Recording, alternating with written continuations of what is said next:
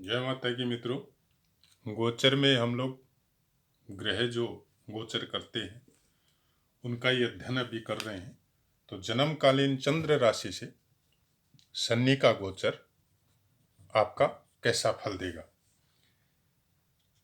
उसके हिसाब से आज शनि के बारे में हम लोग बात करते हैं। शनि जन्म राशि से गोचर में जब शनि भ्रमण कर रहे हो पहले स्थान में, तो वो आपको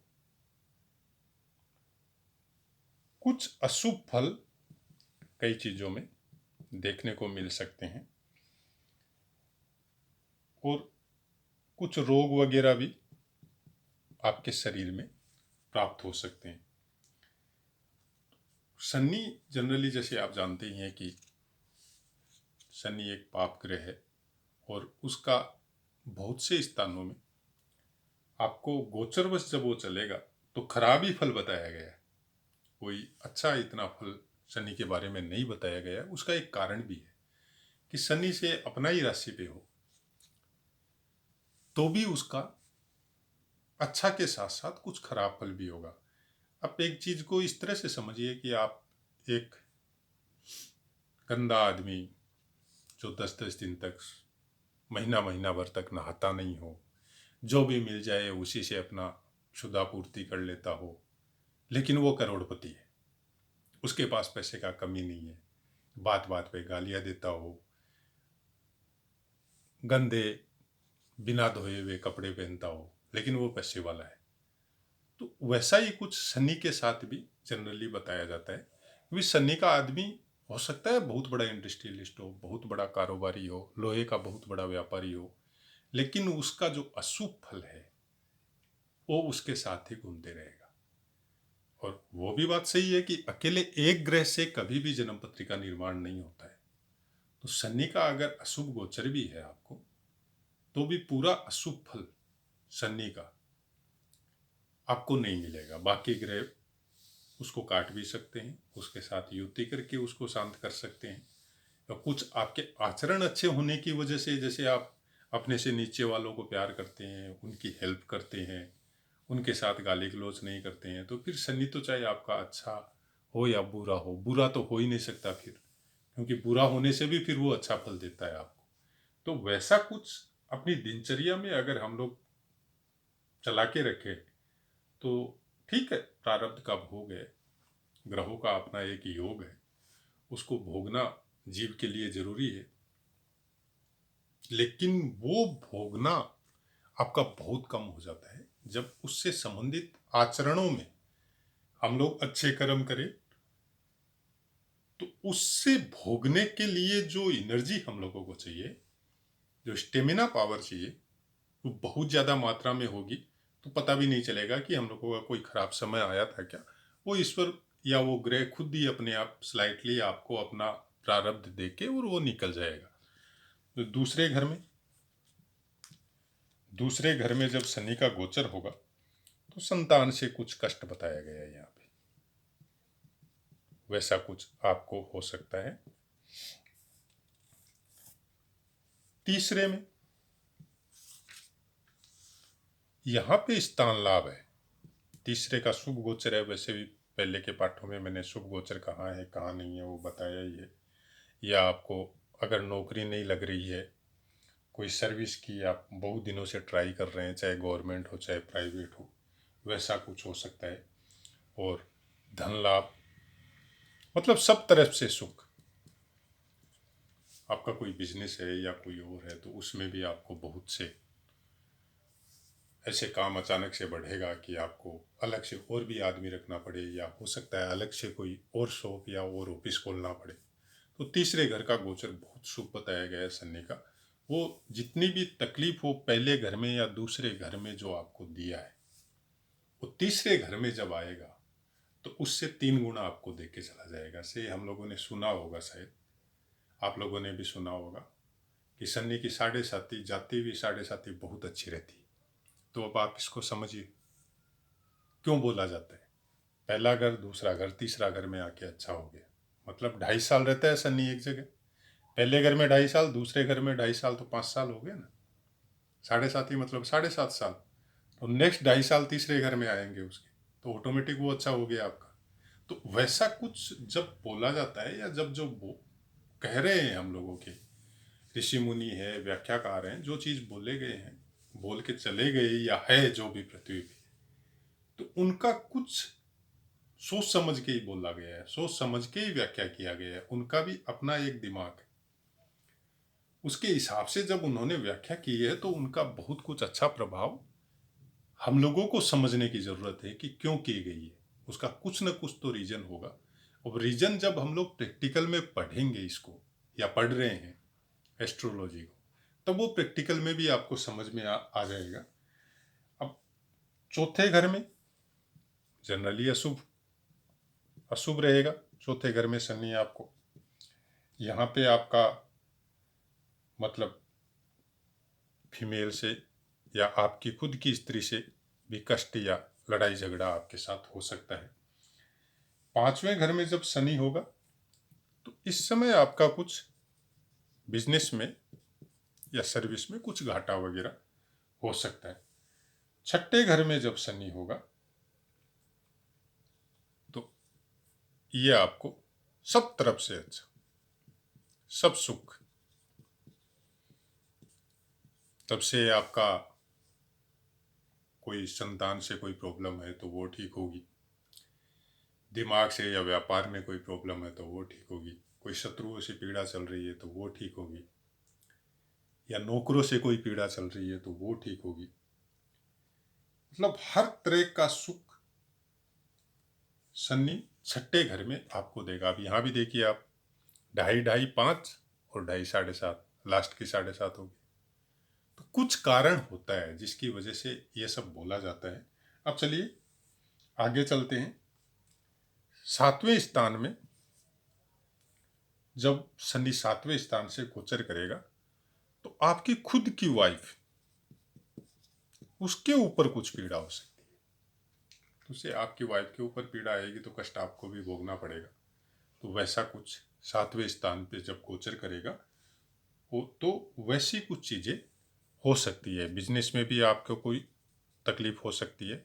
आपको पार्टनरशिप में जैसे बिजनेस किया है तो कुछ पार्टनर आपके साथ कोई दगाबाजी या धोखेबाजी, वैसा कुछ 7वें स्थान पे गोचर करने की वजह से हो सकता है।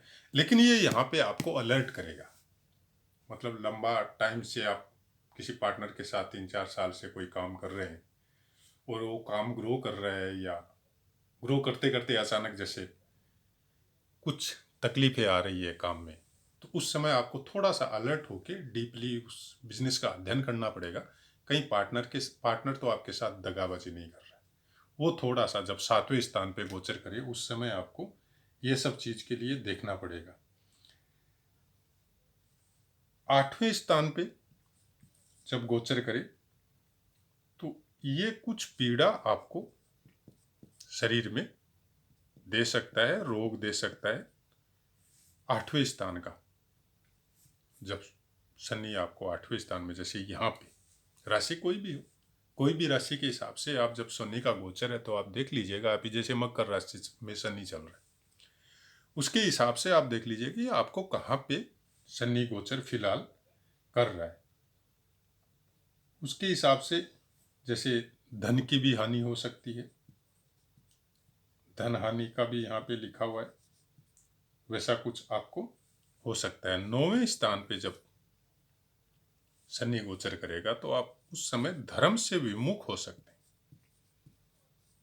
ऐसा कुछ बताया गया है। मतलब कुछ पीड़ा यहाँ पे भी 9वें स्थान पे जितना दिन शनि रहेगा उसके हिसाब से आपको कुछ पीड़ा, आपको धर्म या धर्म से कनेक्टेड या भाग्य से कनेक्टेड कुछ पीड़ा आपको हो सकती है। 10वें स्थान पे जब शनि गोचर करेगा तो सब कुछ होके भी, मतलब आप मेहनत कर रहे हैं और उसका फल भी आपको नहीं मिल रहा है, परिश्रम कर रहे हैं, उसका अर्निंग आपको मिल नहीं रहा है।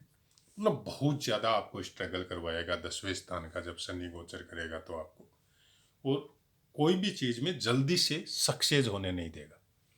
उसका प्रतिफल या उसका अच्छा चीज़ ये जितना दिन से आप कर रहे हैं, कोई बिजनेस कर रहे हैं या सर्विस कर रहे हैं, वो सब जाके आपको फिर 11वें स्थान पे जैसे ही गोचर आएगा तो आपको सब शुभ फल मिलेगा। वो सब जो आपका बचा हुआ है, आपका मेहनत का जितना भी है, उससे 2 गुना भी हो सकता है, 3 गुना भी हो सकता है, या 5 गुना भी हो सकता है, कितना भी हो सकता है। मतलब ये 2.5 साल में ये आपको राजा बना देगा। या हम लोग ये कहे कि शनि जब गोचर करता है किसी भी राशि में, तो वो कौन से समय में आपको शुभ फल देगा या अशुभ फल देगा, उसका एक अपना अलग तरीका है। जब हम लोग अष्टक वर्ग को समझेंगे उस समय इसकी बातें करेंगे। 12वें स्थान का गोचर ये शुभ नहीं है। 12वें स्थान के गोचर में आपको ये अननेसेसरी पीड़ा देगा, धन का व्यय भी देगा, बिना मतलब का खर्चा भी करवाएगा, और कुछ बिना मतलब की चिंता जिनका कोई सिर पैर भी नहीं होगा, वैसे कुछ चिंता या भय का वातावरण आपके दिमाग में ये उत्पन्न कर सकता है। आशा है जिस हिसाब से, कोशिश तो यही कर रहा हूँ कि मैं नॉर्मल जो शब्द हम लोगों के आपस में प्रचलन में है वैसे ही शब्दों में बताने की, और आप समझ भी रहे होंगे। ध्यान यही रखें कि एक चीज़ के ऊपर कभी प्रिडिक्शन नहीं होता है, इस चीज़ का ध्यान रखें। और उसके लिए कभी, जैसे शनि का मैंने बताया, बहुत सी जगह में शनि खराब होता है, बहुत कम जगह में शनि अच्छा होता है। तो इसका मतलब ये नहीं है कि आपका लगन में शनि बैठा है और शनि खराब हो जाएगा, कोई ज़रूरी नहीं है। उसके लिए आपको ये देखना पड़ेगा कि दूसरा ग्रह कहाँ बैठा है। दूसरी बात, शनि अपनी राशि पे बैठा है, ऐसे अभी मकर में चल रहा है और मकर ही आपकी राशि है, तो फिर वो जो खराब फल है वो नहीं मिलेगा आपको। 10% खराब मिलेगा तो 90% अच्छा फल देगा वो, क्योंकि उसका अपना घर है। अपने घर में शनि स्वक्षेत्री घर में या उच्च की जगह में वो, या वर्गोत्तम हो गया, तो वो, तो उसका अच्छा फल मिलता है। ये इंडिकेशन है हम लोगों को देखने के लिए प्रिडिक्शन में कि ऐसा जगह में ऐसा फल शनि का होता है, तो उसका काट क्या है, दूसरा जगह में वो योग कारक है क्या, या उसके अगेंस्ट में कोई ग्रह योग कारक है क्या, उस समय की दशा महादशा आपको क्या इफेक्ट कर रही है। दशा बहुत शुभ है और उसका फल नहीं मिल रहा है, क्यों नहीं मिल रहा है, जाके देखे तो गोचरवश शनि ठीक नहीं चल रहा है, या राहु ठीक नहीं चल रहा है, या गुरु ठीक नहीं चल रहा है। तो उससे हम लोगों को इतना इंडिकेशन हो जाएगा कि भाई इसकी वजह से ये पीड़ा आ रही है, तो ये जैसे ही निकलेगा ये पीड़ा खत्म हो जाएगी और आपका अच्छा टाइम चालू हो जाएगा।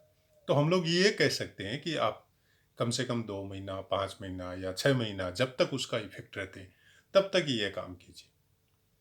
और शनि के लिए तो सबसे अच्छा काम है अपने से नीचे वालों को खुश रखें, उनके साथ गलत बिहेव, गाली गलौज, गलत तरह की बातें, या उनको सताना बंद कर दीजिए। शनि ऑल टाइम अच्छा है। कौन सा ग्रह का कैसे अच्छा होता है, नॉर्मल वे में जो हम लोगों के बुजुर्ग करते थे घरों में, जो एस्ट्रोलॉजी जानते ही नहीं थे, वो जो कर्म करते थे घरों में, उसको धर्म कर्म में जोड़ दिया था उस समय के बुजुर्गों ने या उस समय के साधु संतों ने। उनके कहने से हम लोगों के बुजुर्ग वैसे काम करते थे, हम लोग भूल गए। उनके बारे में भी स्टार्टिंग में मैंने जब ज्योतिष सिखाने का काम जब चालू नहीं किया था, उसके पहले ही मैंने वीडियो बना के डाला हुआ है कि आपका बुध ग्रह का खराब प्रभाव कैसे नष्ट करे, या उसको कैसे पहचाने कि ये खराब फल दे रहा है, शनि को कैसे पहचाने, उसके बारे में मैंने नॉर्मल छोटी छोटी बातों से कैसे ठीक कर सकते हैं हम लोग, घरेलू कामों के द्वारा, अपने आचरण में सुधार के द्वारा, घरेलू चीज़ों के द्वारा, चाहे उसका दान है, चाहे पक्षियों को डालना है, चाहे जानवरों को डालना है, उससे हम लोगों का ग्रह कैसे ठीक हो सकता है, वो सब बातें मैंने पूरी बताई है वहाँ पे। तो आप जाके उन वीडियो को सुन ले, ऑडियो को सुन ले, तो आपको पता चल जाएगा और आपको समझ में भी आ जाएगा। आप खुद भी बोल देंगे कि नहीं, ये काम तो मेरी दादी किया करती थी, मेरी माँ करती है घर में, मैं तो यहाँ रहता हूँ। तो वो सब चीज़ें जो ग्रहों के साथ कनेक्ट थी उस समय के हमारे बुजुर्ग, हर घर में, किसी जाति से मतलब नहीं है, कोई भी जाति में हो, सब बुजुर्ग करते थे। सबके घरों में होता था वो। क्यों होता था? क्या वो लोग एस्ट्रोलॉजर थे, ज्योतिषी थे? नहीं। उस समय के पंडितों ने या उस समय की दिनचर्या में, मतलब बोलते हैं ना कि बाप से बेटे में, बेटे से उसके बेटे में, वो सब संस्कार चलते आ रहे थे पीढ़ी दर पीढ़ी। और उसको वो लोग, उन लोगों को खुद को भी पता नहीं है कि वो लोग क्यों करते थे। बस उनको ये पता है नहीं ये करना चाहिए, ये अच्छा है परिवार के लिए। और बहुत सुखी थे। क्या ग्रह उस समय नहीं थे? ग्रह की पीड़ा क्या उस समय नहीं थी? अभाव में थे, पैसे कम हो सकते हैं, लेकिन मनों में प्यार बहुत था। 20-20, 50-50 आदमियों का फैमिली रहता था। आज तो हम दो हमारे दो, फिर भी पीड़ा भोग रहे हैं। क्यों? तो उन सबको सुने, आपको पता चलेगा। जय माता की मित्रों।